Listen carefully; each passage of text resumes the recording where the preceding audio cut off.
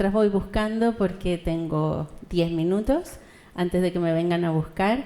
La verdad es que también quiero agradecerle a Vero, a Eduardo, los conocí ahora, agradecerle a Jorge que me haya traído a vivir esta experiencia con ustedes.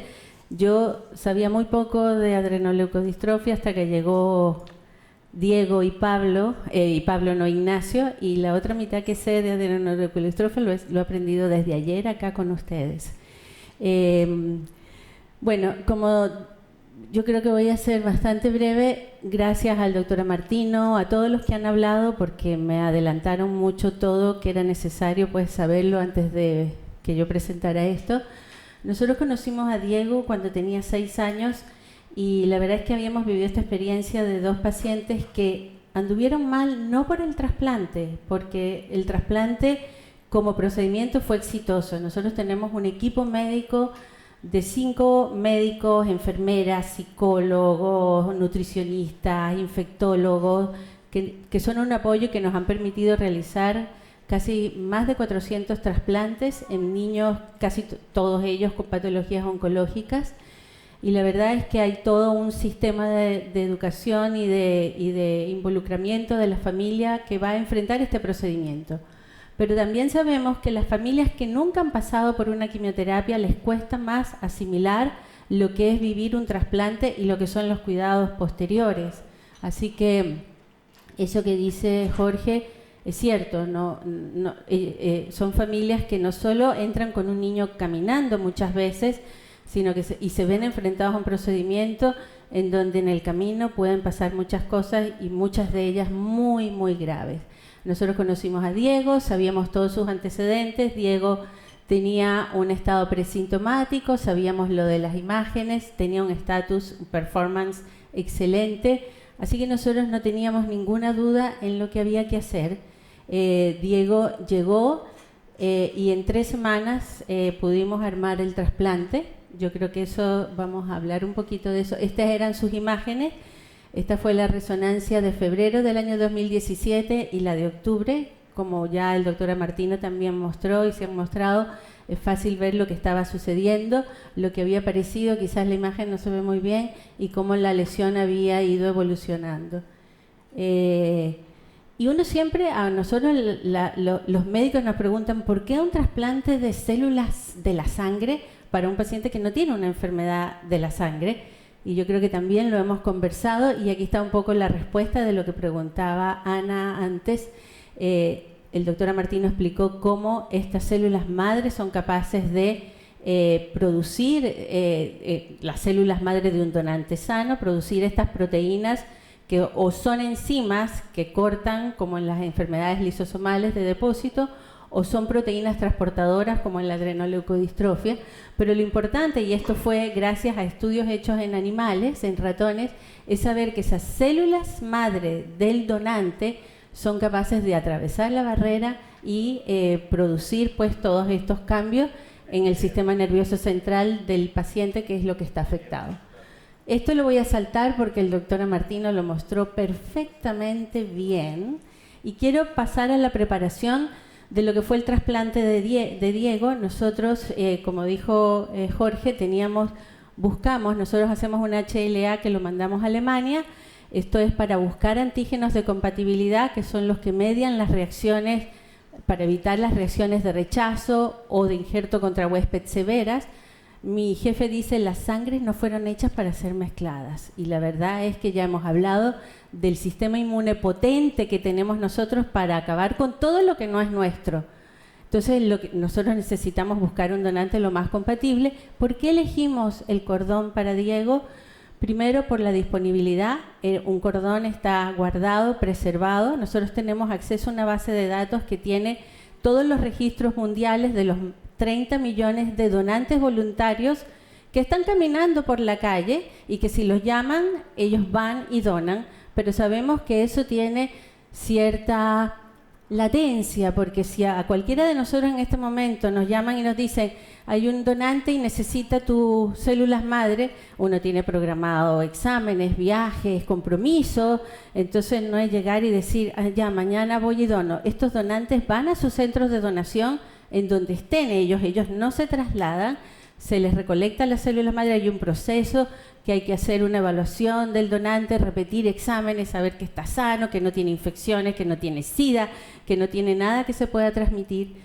Entonces tiene una latencia. El cordón es más accesible, la sangre de cordón es más inocente, no ha estado expuesta, por lo tanto la posibilidad de generar injerto contra huésped, que es una de las complicaciones del trasplante, es menor y tolera una incompatibilidad que no la tolera un donante adulto. El cordón de Diego era 6 de 8 antígenos compatibles, con lo cual lo hacía un cordón, un injerto idóneo.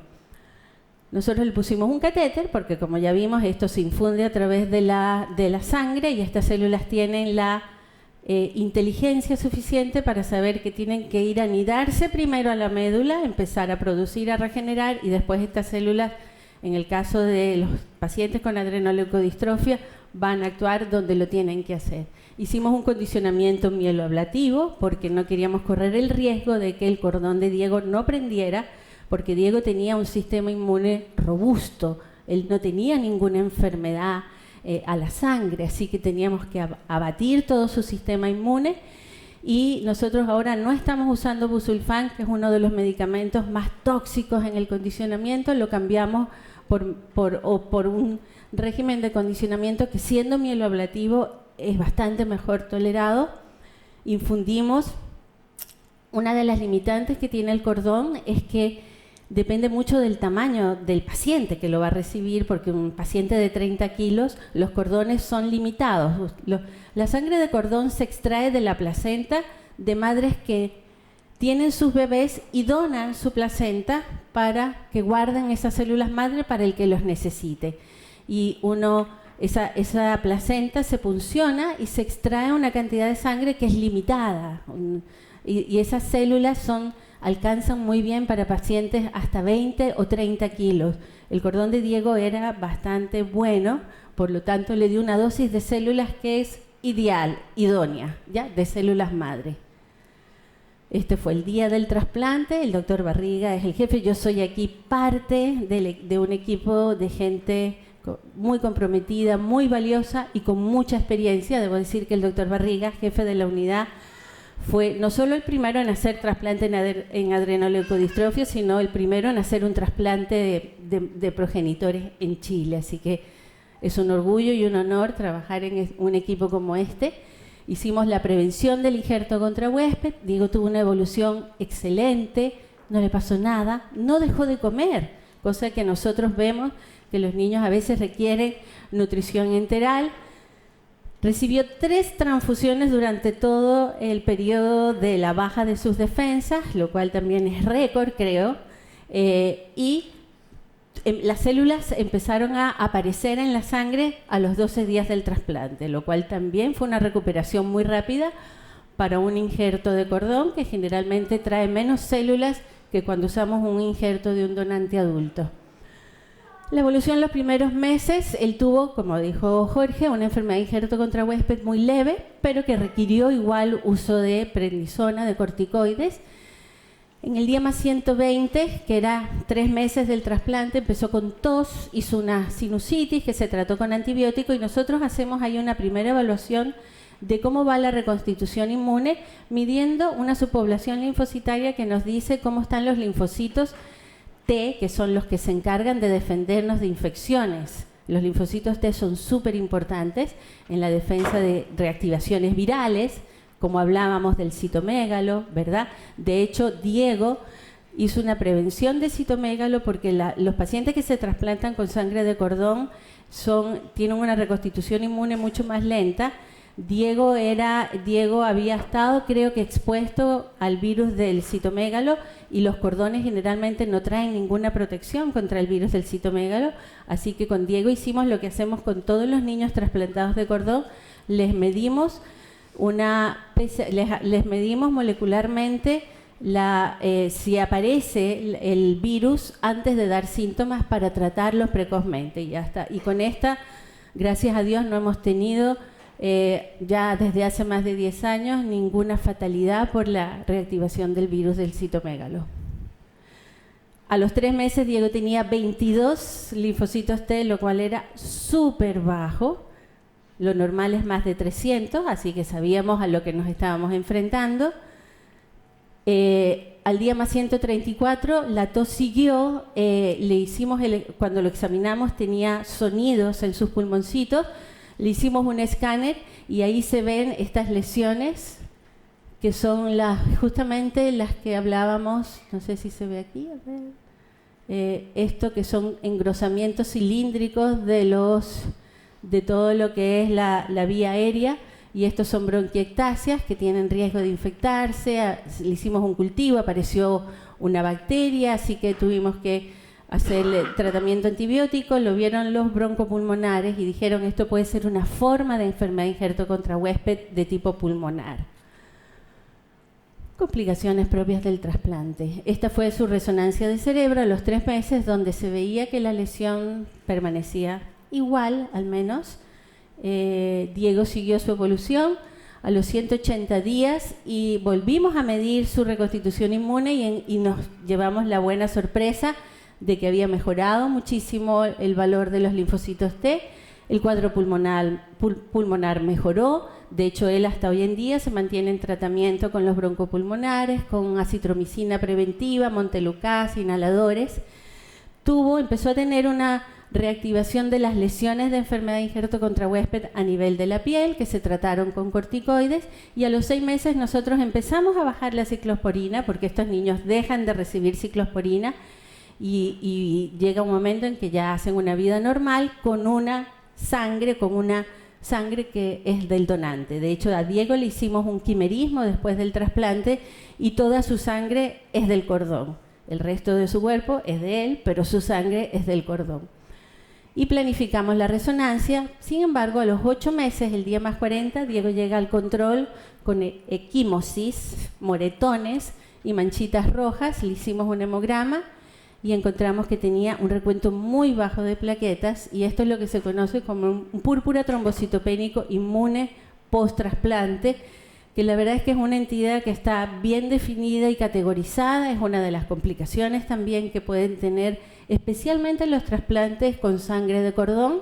Estos son artículos publicados recientemente de casuísticas donde hacen manejos absolutamente estándar que están aprobados.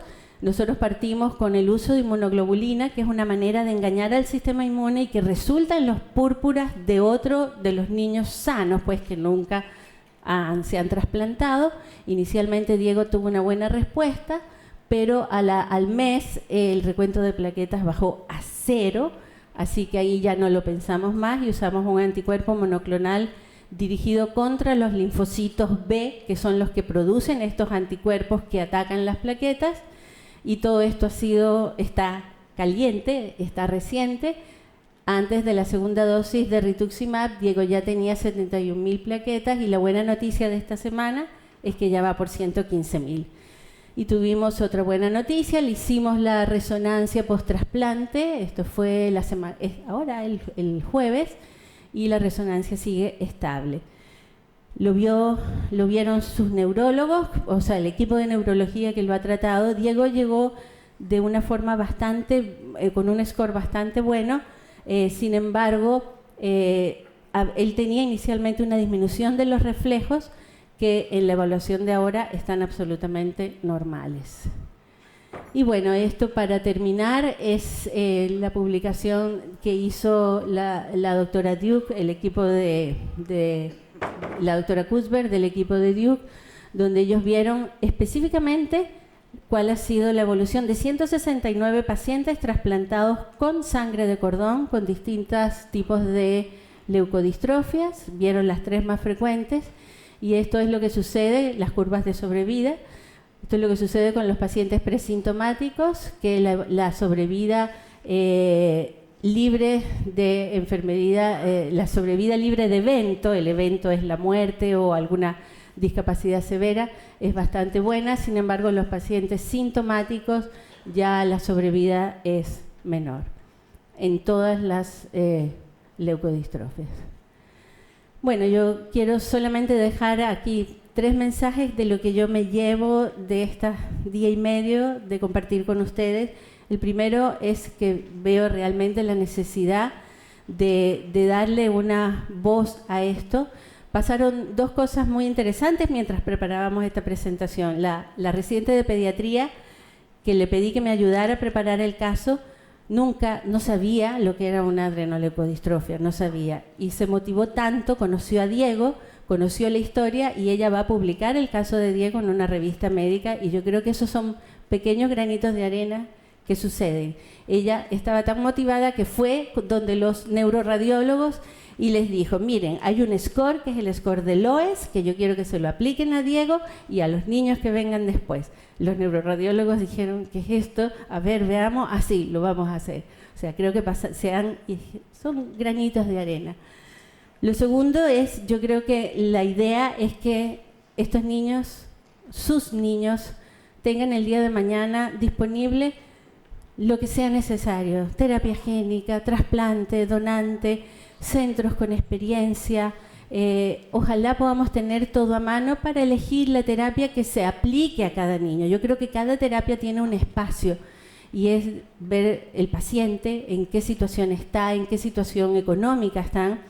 Como decía Jaime, el costo de esto no es menor. Gracias a Dios, desde hace 6 meses en Chile, la ley ya aprobó ponerle un código a los injertos y hoy en día los pagan las aseguradoras. Así que eso fue un gran avance. Y bueno, por último, yo siento que cada cosa llega en su momento. Yo veo a Lavero, veo a Eduardo, me conmueve ver gente tan empoderada, porque claro, son sus hijos, son nuestros hijos. Yo creo que todo llega en su momento, esto tiene que tener una voz pública. Nosotros vivimos el proceso, o sea, a mí me conmueve la resiliencia y la generosidad, porque me tocó vivir el proceso con los padres de nuestros niños oncológicos, de ver cómo ellos tenían que a veces dejar su trabajo y los echaban del trabajo, y tener que dar la pelea por una licencia para cuidar a sus hijos, que finalmente llegó después de años en el Congreso, un proyecto de ley. Ellos tuvieron voz, fueron a los medios, hicieron todo lo que había que hacer, un poco apoyados. Nosotros los ayudamos a hacer la voz, porque los médicos, pero al final fue el trabajo de ellos. Y lo más lindo de todo esto es que el padre que generó todo este movimiento fue un padre que había perdido a su hijo.